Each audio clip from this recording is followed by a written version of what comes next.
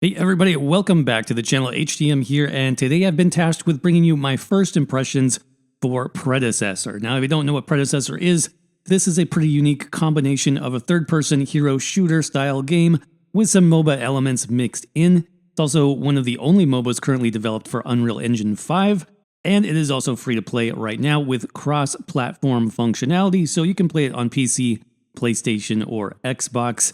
Thanks again to Predecessor for sponsoring this video, but let's start off with character selection. And this game has tons of heroes to choose from. I think the devs mentioned there's over 30 at this point. And they come in a variety of categories, so there's like your basic melee heroes, ranged fighters, there's mages, there's support classes, but they're all pretty unique with their own theme. Decker, for example, seems like a more futuristic character, but she's a support class, so her abilities are going to help you debuff and contain the other team.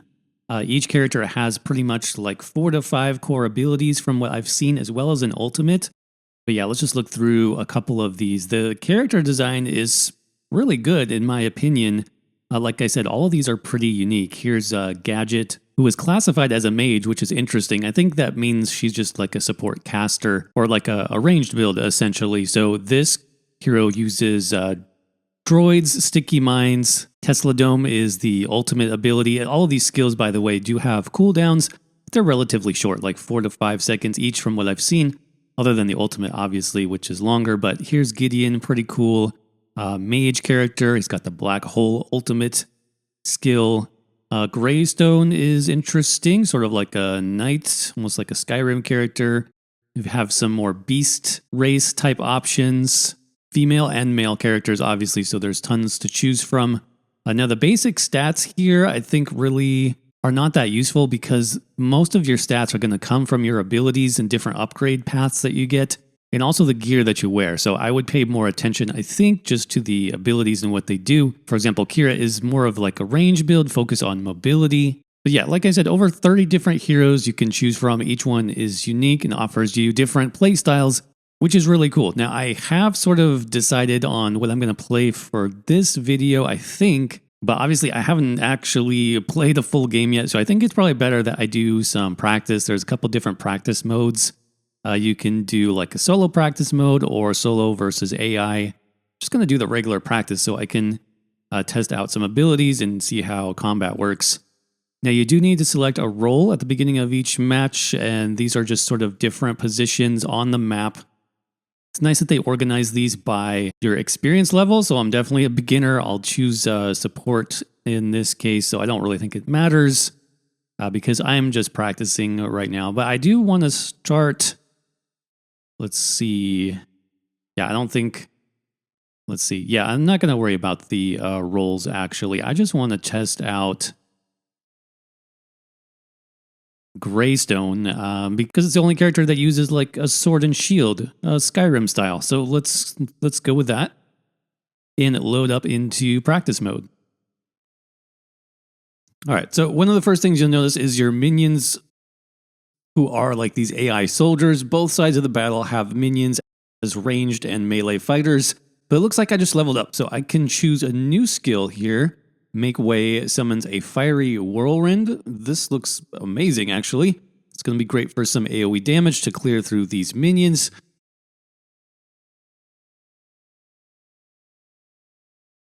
It looks like I got another ability unlock as well, so let's choose another one. I'll go with Sacred Oath.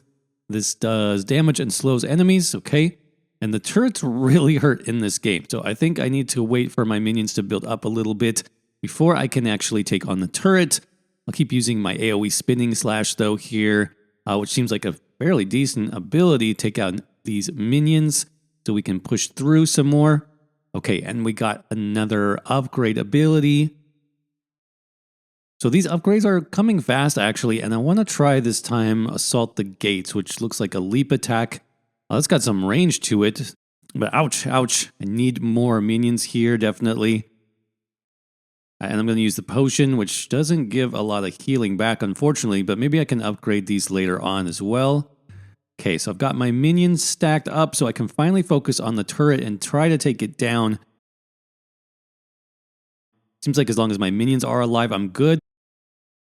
So I need to protect them and also take out this wave of enemies at the same time. That leap combo into the spinning attack is looking quite nice now. But yeah, we almost got the turret down, so I think we can finish it off now. So let me just finish off this last wave of minions.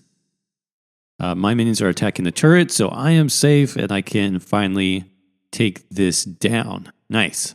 I think that went pretty well. I actually do like the Greystone hero for some of his abilities. The AoE spinning slash like this is really nice for clearing through these trash packs of enemies. The leap attack, obviously, I think is going to be good for closing the gap, maybe even as an escape tool. So I think I'm ready to move on out of the practice round. So let's go ahead and do a player versus player match next. So I'll go ahead and queue up for this, and matchmaking didn't take too long at all, which is nice. But I had some luck with Greystone in the practice round, so let's try him out again in this real matchup. So right away, obviously, things are different in the live match. It's now 5 heroes versus 5 heroes, spread across multiple different lanes in a much bigger map. And I'm facing off against this hero called Crunch. Seems like, I guess the early play here is just to farm minions for experience and upgrades.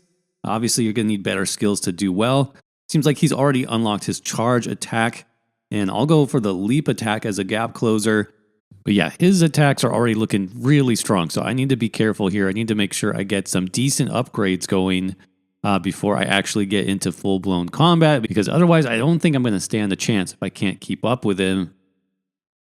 Now, the other thing I'm realizing is there is a whole gear game side of things that seems to be pretty important. So the gold that you get from killing minions can also be put into gear upgrades like better weapons and armor. And it looks like you can even combine pieces. And also I noticed that there are side bosses on the map, which is another pretty cool feature. This guy was actually trying to farm the side boss. It looks like he got him down as well, which means he's going to have a unique buff. So I need to retreat a little bit here, find a safe space, probably right next to this turret. It's going to be the best place to go. And I can also, I found recall to base at any time, which is nice, but it's not quick. So you do need to make sure you have the time for this without getting attacked. But the nice thing about the base recall is you do automatically refill all of your resources back to full. So that's definitely something I need to try to do more often. This guy is still here. He did not regain any resources. So let's see if I can leap in here. Nice. Go right into my spinning blade attack. And wow, okay, this guy does a lot of damage. Yeah, that didn't turn out as good as I thought. So I'll go ahead and call it for now. But I do want to try out some more of these heroes. I'll let you guys know which ones I like best in a future video coming up. But until then, thanks for watching, and I will see you around in the next video.